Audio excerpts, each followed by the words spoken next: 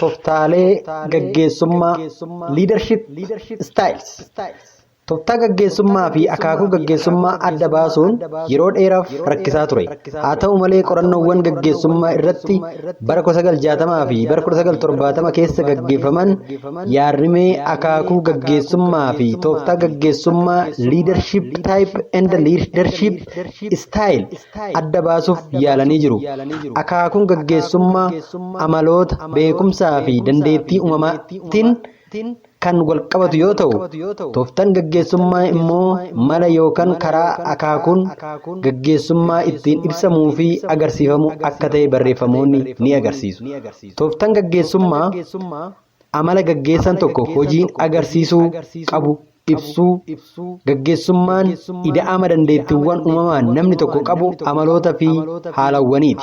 Haa ta'u malee yaadamni gaggeessummaa safartuulee kanneen qofarratti kan daanga'u miti. Gaggeessummaan tooftaa yookaan mala gaggeessan fayyadamu, akkaataa gaggeessan hariiroo hordoftoota waliin uumu, dhimmoota fi duudhaalee yeroo ammaa ariitiidhaan mul'achaa jiranitti madaquu ni hammata.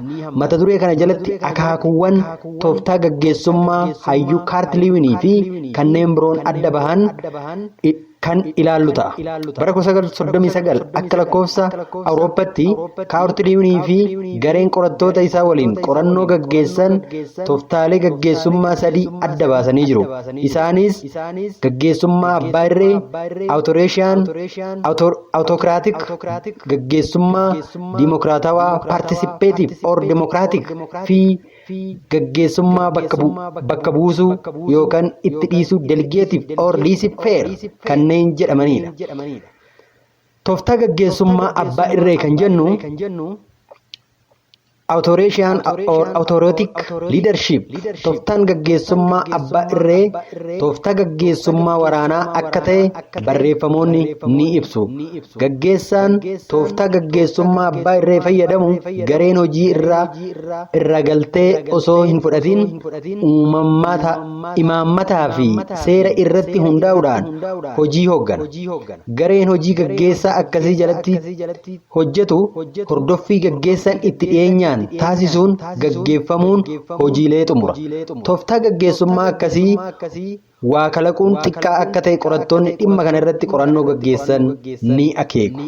Tooftaan gaggeessummaa abbaa irree haala keessatti hojjetu ni qaba.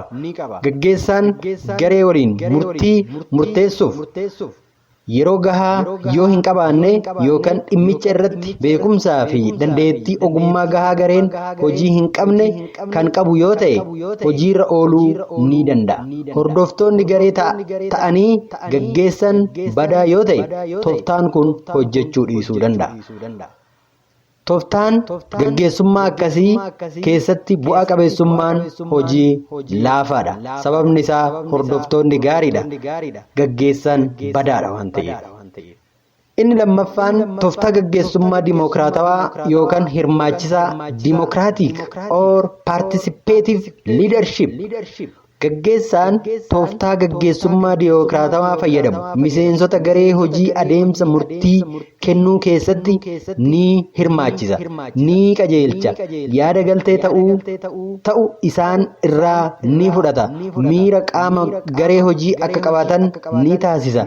Gareen hojii gaggeessa dimokiraatawaa jalatti hojii hojjetu garee hojii gaggeessa abbaa irree jalatti hojjetu caalaa hojii qulqullinaan ni hojjetu. Gama biraatiin tooftaan gaggeessummaa kun hanqinaalee ni qaba.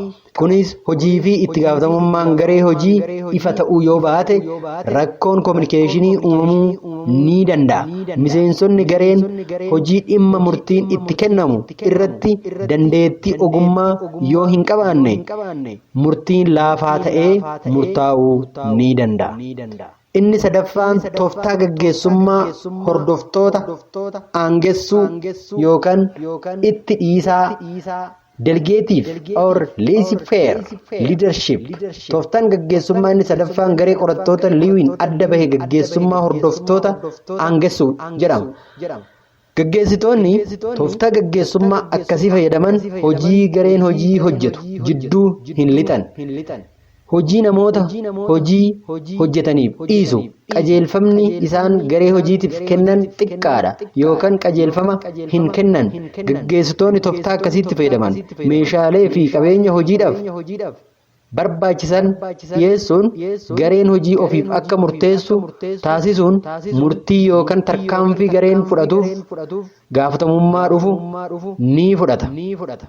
Gareen hojii dandeettii fi muuxannoo gadaanaa qabuu fi gaggeessaa akkasii jalatti hojjetu bu'aa qabeessummaan isaa xiqqaa akka ta'e qorannoo garee liiwiin gaggeeffame akeekee jira.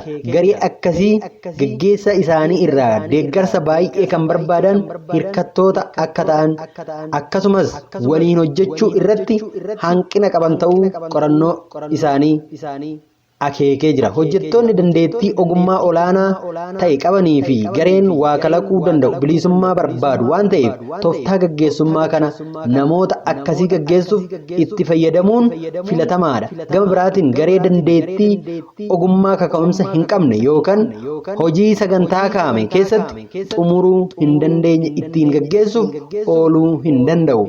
Namoota akkasii itti gaggeessuuf fayyadamuun raawwii hojii gadaanaa galmeessuuf sababa ta'uu ni danda'a.